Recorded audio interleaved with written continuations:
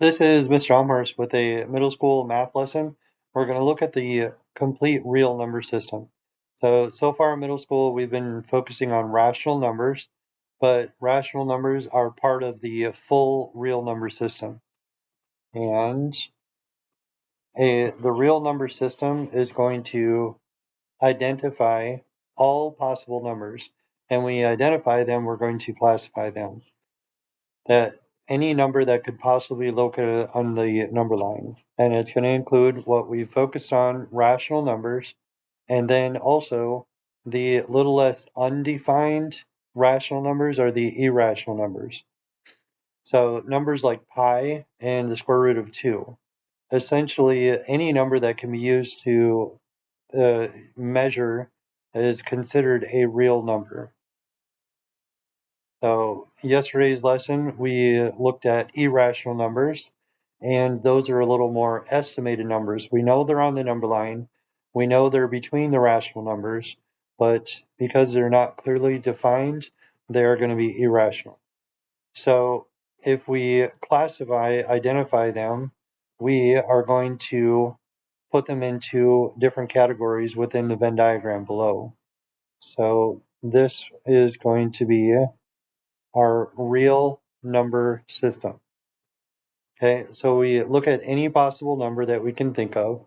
And if we look up in the top left, it's a negative 5.5. So the decimal value, negative 5.5, is going to fall into a real defined number that is rational.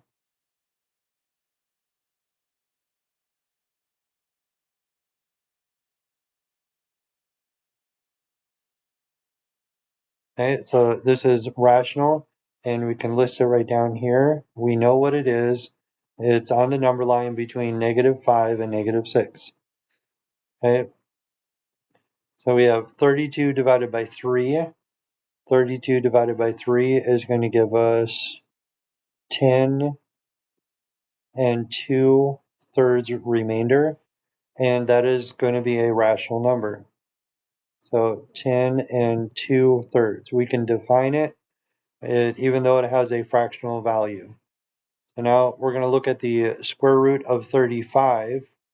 Well, the square root of 36 is going to come from squaring 6, which is a defined rational number. However, 35 is not quite a perfect square.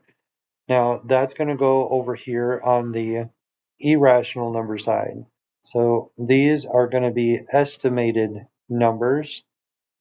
We know they're real numbers, but we're going to have to estimate it because it does not have a defined clear value. But we can get it close where it's going to be a little less than 6. So these are going to be irrational numbers.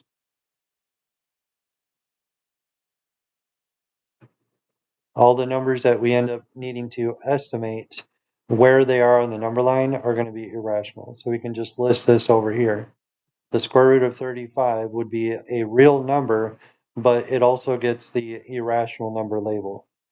So we got 7 thirds. 3 goes into 7 2 whole times with the remainder left over. And that is also going to be a rational number. We can define it and have a remainder where it stops, 2 and 1/3. Now, under the rational number categories, we give extra labels to any number that has another defining characteristic. If there's no decimals, we call them integers.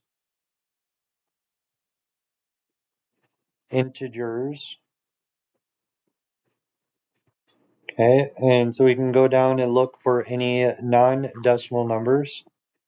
So 0 is a non-decimal number, negative 16 is a non-decimal number, and the square root of 121 is a perfect square. So that the root of 121 is 11. Okay, so integers are going to be negative 16, 0, and the square root of 121. Some of these numbers can also get another label, and if we go down further, we can give it another classification.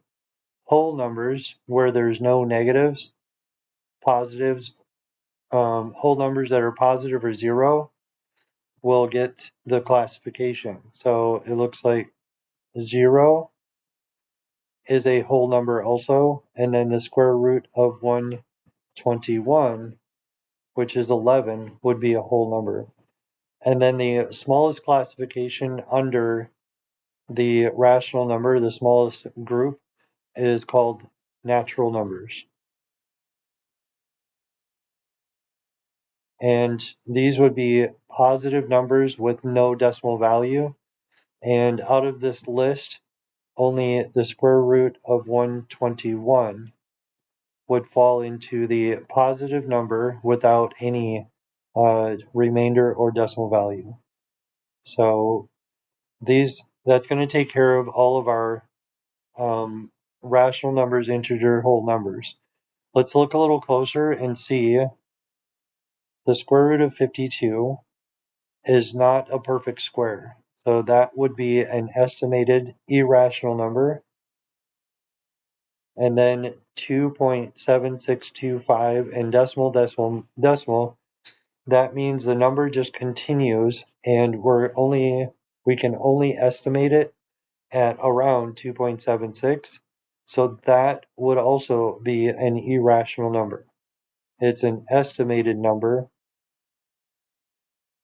And zooming in on this one a little bit, there's supposed to be a vinculum up above where it's just a straight line saying that number is repeated.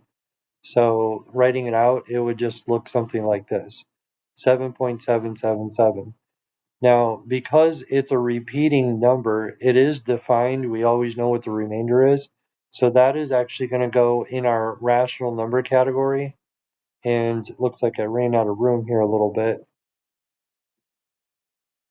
So I do square root of 35. And then this would also be 7.7 would be part of the rational number category. So just taking a look back, the whole number system is going to be defined as the real number system, and then it falls into two subcategories of rational and irrational, of whether it is defined or if it's estimated. So if it can be defined, it's rational, and then rational numbers, depending on what the definition is, if there's decimals or no decimals, positives or negatives, it can get another classification.